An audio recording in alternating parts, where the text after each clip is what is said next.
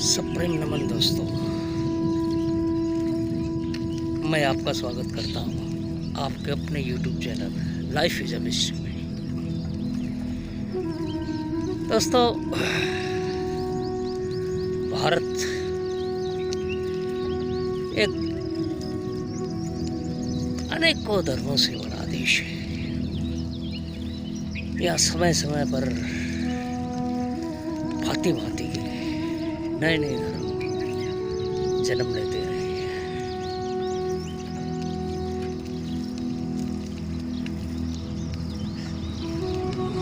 हर काल व्यवस्था के अनुसार यहाँ पर संत, योगी, तपस्वी ने इस धरा को सुशोभित किया है। ये देश ऐसा देश है जहाँ इंसानों से लेकर जीव जंतुओं, पशु पक्षियों, पत्थरों तक की पूजा की जाती है, यानी पूरे नेचर को पूजा जाता है, यानी उस ईश्वर के अस्तित्व की तलाश।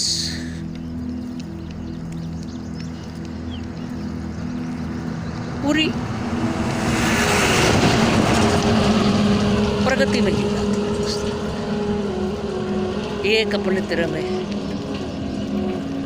अलग ही अर्थ लेता हुआ देश है। तो दोस्तों, इसी से जुड़ा मैं आपको आज एक मेरा अनुभव शेयर करता हूँ। दोस्तों, हो सकता है ये आपको अंधविश्वास भी लगे, लेकिन किसी का विश्वास है। आज भी हमारे गांव में, क्या देश के गांवों में सभी लोग ऐसी परंपरा को मानते हैं, और पढ़े लिखे लोग इसे मूर्ता या रूढ़िवादी समझते हैं, अंधविश्वास समझते हैं। दोस्तों, इसका फैसला आप करें। मैं आपको कुछ ऐसा दृश्य आज दिखाता हूँ जिसे शायद आपकी चेतना में कुछ गति हो। तो ठीक है दोस्तों, अभी आपको दिखाते हैं क्या। तो दोस्तों, ये देखो, ये जाटी का वृक्ष है। इसको जंडवी बोलते हैं, हमारे इलाके में जाटी भी कहते हैं। क्या पवित्र वृक्षों में से इस वृक्ष की गणना होती है। कहते हैं कि ये बहुत पूजनीय वृक्ष है। क्या तो लोग इसे देवता की तरह मान के क्या इसके चारों तरफ फेरी लगाते हैं, छोटा सा मंदिर बनाते हैं, क्या लाल कपड़ा वगैरह बांधते हैं। तो लाल रंग मूलाधार चक्र का प्रतीक है। हमारी एनर्जी में दोस्तों क्या लाल रंग बहुत मायने रखता है, क्योंकि कुंडलिनी ऊर्जा में जो प्रथम चक्र है, मूलाधार चक्र दोस्तों, उसका रंग क्या लाल ही है। इसलिए लाल रंग ऊर्जा का प्रतीक भी है दोस्तों। दोस्तों, ये देखो, ये किसी की आस्था का प्रतीक है। ये मेरे भारत देश में क्या ऐसी परंपरा है जो वृक्षों में भी क्या परमात्मा के दर्शन करती है। तो दोस्तों, आइए आपको करीब से दिखाते हैं। क्या देखिए दोस्तों, ये वो वृक्ष है और इसकी पूजा होती है। ये किसी की आस्था और विश्वास का केंद्र है। किसी मंदिर की जरूरत नहीं, किसी गुंबद की जरूरत नहीं दोस्तों। बस किसी आदमी ने इसको स्थापित किया, बन गए दोस्तों। और उसमें देखो दोस्तों, कुछ फोटो वगैरह भी, पुरानी मूर्तियां लगी है। देखो, कैलेंडर भी है। ये कौन से देवता की है? कुछ पुरानी फोटो है, कुछ दिया है, कुछ सिंदूर है दोस्तों। तो दोस्तों, ये आप देखोगे, सोचो आप इसके बारे में। ये भारत में ही मिलेगा आपको, कि जहाँ प्रगति में भी क्या, प्रगति के कण कण में क्या ईश्वर के होने की मान्यता है। और दोस्तों, विज्ञान भी मानता है इस बात को कि पदार्थ में भी अणु है दोस्तों। अगर आप किसी साइंटिस्ट के पास आए तो वो आपको ये बता सकता है, या जिन लोगों ने साइंस पढ़ी है,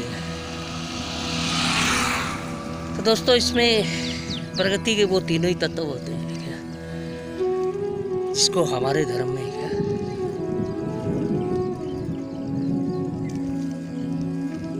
शंकर, विष्णु और ब्रह्मा के रूप में दर्शाया गया त्रिगुणात्मक प्रगति है।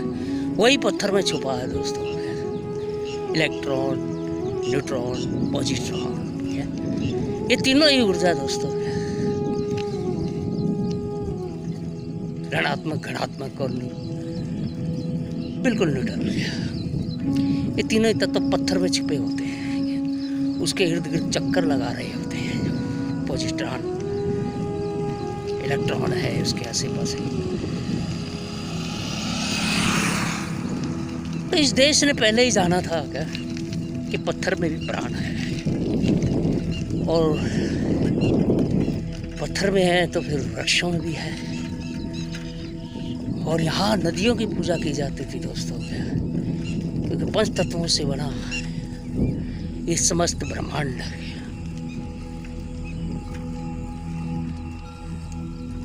सब इन्हीं ऊर्जाओं से भरा पड़ा है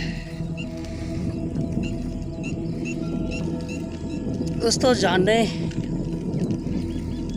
अनजाने लोग यहाँ गुजरते हैं, किसी की नज़र पड़ती है तो हॉर्न दे के चले जाते हैं। वो भी अपनी आस्था प्रकट करते हैं, लेकिन वो ठीक नहीं है। ऐसे हॉर्न देते हैं तो ध्वनि प्रदूषण बढ़ता है। कोई आदमी बैठा हो, हॉर्न उसके ब्रेन में लगता है, कोई हार्ट पेशेंट है। ये आस्था आपको ये नहीं कहती कि आप इसको खोल के दिखाओ किसी को, या किसी को आप परेशान करोगे। परमात्मा मौन है या नहीं है, ये तो जानने का विषय है। वो है या नहीं है, लेकिन वो मौन है, गौण है, छुपा हुआ है, गूढ़ है। अगर वो है तो दोस्तों समस्त प्रकृति की रचना कर भी कहीं नजर नहीं आता। और आदमी छोटा सा भी कोई काम कर दे तो उसका अहंकार इतना बढ़ जाता है, वो ये दिखाना चाहता है कि हाँ मैं हूँ।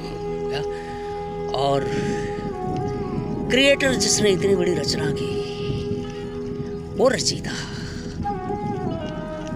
जिसकी रचना के आगे बड़े बड़े तपस्वी, योगी, बड़े बड़े साइंटिस्ट के, बड़े बड़े हाई लेवल माइंड के लोग भी क्या झुकते हैं दोस्तों। ये एक बहुत जीवन का गहरा ज्ञान है कि नेचर हमारे जीवन को कैसे संचालित करता है।